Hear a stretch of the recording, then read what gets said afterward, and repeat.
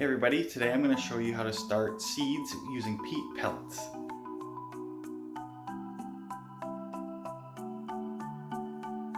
So I've got two different types here. I've got the bigger ones and I've got some smaller ones. And just comparing the two right here, there's quite a difference. The bigger ones I feel like are, I don't know, at least 4, 5, 6 times the size. They're massive. They're both the same company, Jiffy. So this is peat pellet refill for the little ones that I got, and then this season I also bought one. This one Mackenzie makes it, but it's with Jiffy anyway, so it's the same company basically.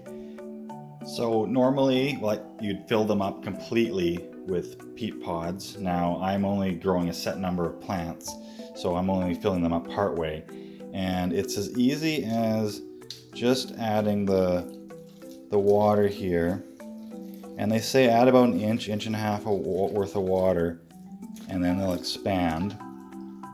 Now because I'm doing a little bit less, I'm gonna have to just sort of put some water in here and adjust as needed.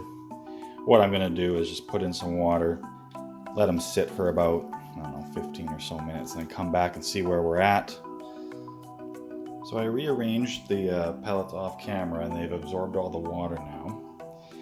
And I'm just going to do a bit of a comparison here, because it's quite a difference. So the big ones are about 6 centimeters tall roughly, whereas the little ones are maybe 3.5 ish. Quite a size difference. Also, even just with how wide they are across, the big one is about 5 and the little one is about 3.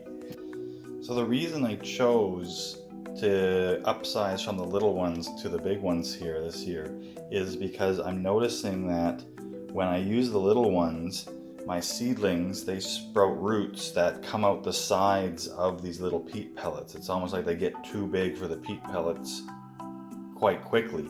So I'm hoping with the bigger ones that I don't have to upsize, like put them in bigger pots as soon, that they can stay in the pellets a bit longer. So once you're ready to plant your seeds, all you need to do is open up the mesh that's on them. So you see these ones, I've opened up the mesh. This one still isn't open. It's quite easy. You just stretch it open.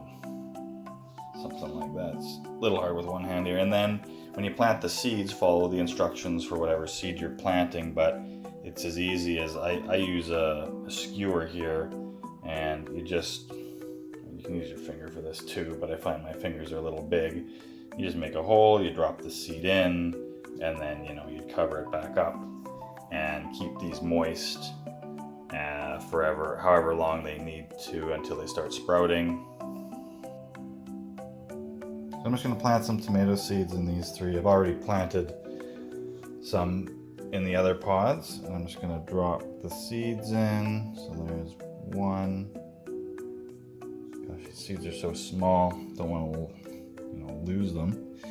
There's 2, and there's 3. Yeah, seeds are all in there. So now I'm just going to sort of cover them up, put a little bit of pressure so they have good contact with the peat there, and then I've got some water. Just going to moisten them up a bit.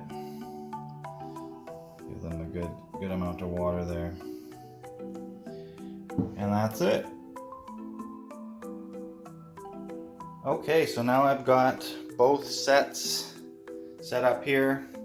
Now depending on what you're growing, you might want to add a heat pad or something else. I'm going to be growing tomatoes in these ones, so I will be putting a heat pad underneath to keep them warm until sprouted.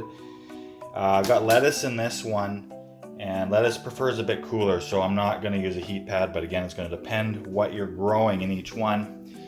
So this is them set up, ready to go. Just got to wait, for the seeds to sprout now.